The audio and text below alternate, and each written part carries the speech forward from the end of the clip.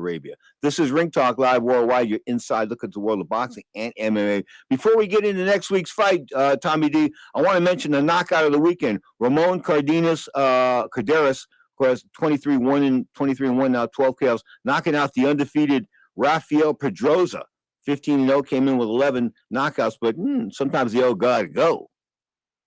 Yeah, Pedroza's been around for a while, and this may be it for him. Okay, I'm having headphone problems again. All right, hold on a second. Again? Hold on a second. Can you hear me? Hold on. You there, Tommy?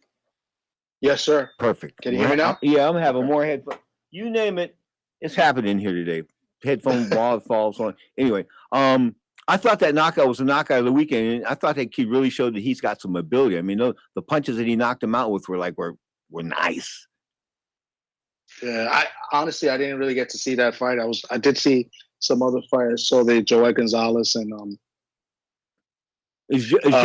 Socrates says Luis that Alberto Lopez fight. Yeah, so yeah, I saw that Lopez won, of course, the IBF 120-pound title fight. Is Joey Gonzalez like the bridesmaid forever? He probably is, or the gatekeeper. Yeah, the gatekeeper. 3 straight losses, and he gave a good effort. I thought he closed out pretty decently, but he obviously didn't win the fight. He was down the last 3 rounds. He gave a good effort. I thought he hurt Lopez. I thought he hurt him in the 10th round, but he's going to always forever be a bridesmaid. Xander Zayas, they don't consider him to be a bridesmaid. They consider him to be the real deal. Of course, Bob Arum at Top Rank signed him at the age of 16. I think he tried to sign him at 12, but he couldn't. But the bottom line is he sort of stopped a guy that was all very bloody, Roberto Valenzuela. How do you assess his progress thus far? I think he's done well. In the fight before this one, I didn't think he moved he kept his head on kind of the straight line for most of the fight. I didn't like that. But in this fight, he looked good. He moved around a little bit better. His head movement was pretty good. He really damaged this guy. He gave him a nasty cut above his nose. The guy was game at, towards the end of the fight. But, Xander looks good. I expect him, maybe the next great Puerto Rican fighter that we have. How can I put this? Who would be the best Puerto Rican fighter now? Right now, I like Sabrel Matias. I think he's pretty solid. He's the champion there at 140. I like to see him get a crack at a unification fight with maybe the winner of Haney and Prograis. Is Haney going to want to tangle with him? Haney's been pretty selective on who he fights. Yeah.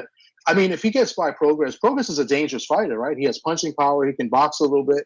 If he could get by, why not fight a guy like Sabrel Matias, who's, not known to really move around, and he does get hit a lot, but he does possess that knockout power. Question: Is Mayweather good? Has Mayweather been good for boxing? Yes or no? Floyd Mayweather. I think it's a little bit of yes and no. Okay, give me the yes. The yes, I mean, Money Mayweather. Pretty Boy Mayweather was a really good fighter. He fought the best guys, the top guys, hands down. But he fought him when he usually fought him at a disadvantage. Okay, and what are the no's? The no's, Money Mayweather. Money Mayweather set up these matchups. He took fights against guys that we really didn't want to see. We didn't want to see Robert Guerrero. We didn't want to see. But let's be, people didn't understand it, and these Floyd fans, I don't get it, because the excitement stops when the bell rings. Oh, with his No, I mean, that's it. I mean, he goes, listen, and I understand why he wants to fight safety first, because Uncle Roger got hurt and that kind of stuff. But still, I think he's a born. I think Mike Tyson's right. If boxing was all about Floyd Mayweather, boxing wouldn't exist. And if these fighters keep following the Mayweather pattern, per se, or this Mayweather blueprint, the game's going to be in trouble. I mean, the UFC's making a run on its fan base. Yeah, you're right. The only difference is between the UFC and boxing is that, the fighters in boxing, the boxers get paid. The UFC fighters are not getting paid. Yeah, and they're getting hit when they're on the ground. I'll talk about that in my next in the next hour with Stitch Duran. Anyway, bottom line is we've got fights coming up, of course, in 2 weeks. Canelo Alvarez and Jermell Charlo. Now, they're not fighting on Mexican Independence Day. Is that because Canelo was too fat and couldn't make the weight? It could be. Usually time out. Think about that. They had Las Vegas pumped and primed. There are more Mexicans in Las Vegas right now than there are in Mexico.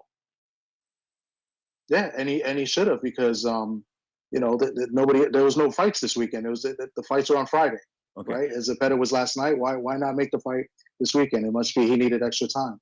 Had to take off that gut, baby. Had to take off the gut. You hang around with Steph Curry and things like that. I mean, Steph's not getting fat, but you're getting fat. I'm talking about Canelo Alvarez, of course, probably going up somewhere. If he fights at 168, I guess he was walking around about 185 or 190. He looked puffy. Yeah, he did look puffy at the press conference.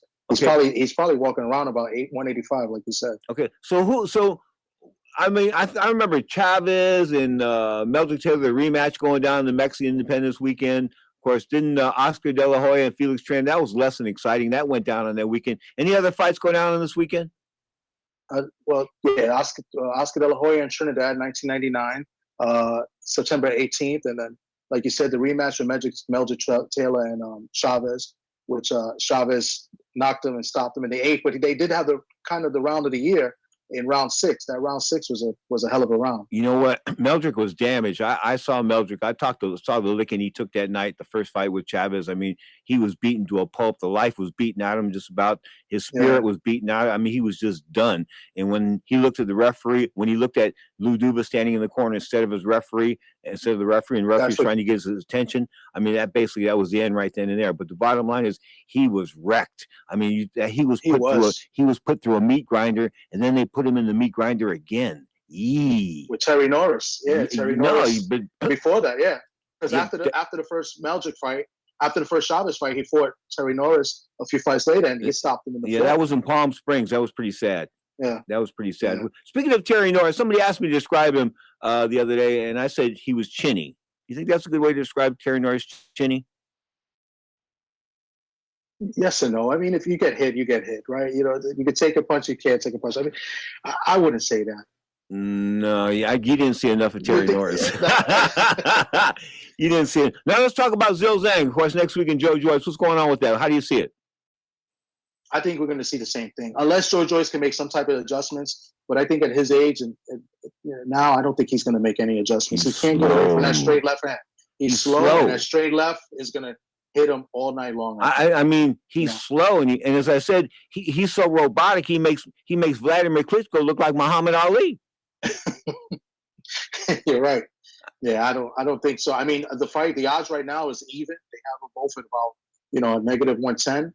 They have an even fight, but I like Zhang to stop him again. Even fight, and they're fighting in the UK. Tommy D, you know what that means? That means Zhou Zhang's a favorite. Zhou Zhang is a favorite, unless they go scorecards. He's a favorite because of the fact that they're fighting in the UK, though. The other guy, they bring it down. Yeah, they bring it down. Anyway, you have a good week, young man. Hug the kids, hug the family. We'll talk real soon. You got it, bro. Take it easy. Thomas Dillemuth, of course, a.k.a. Tommy D, the shot caller on Sunday here. The Ring Talk version, of course, comes to you from the Sports Byline Studios. Sundays, 11 a.m. Pacific Time, 2 p.m. Eastern Time, 2 hours of Ring Talk live worldwide.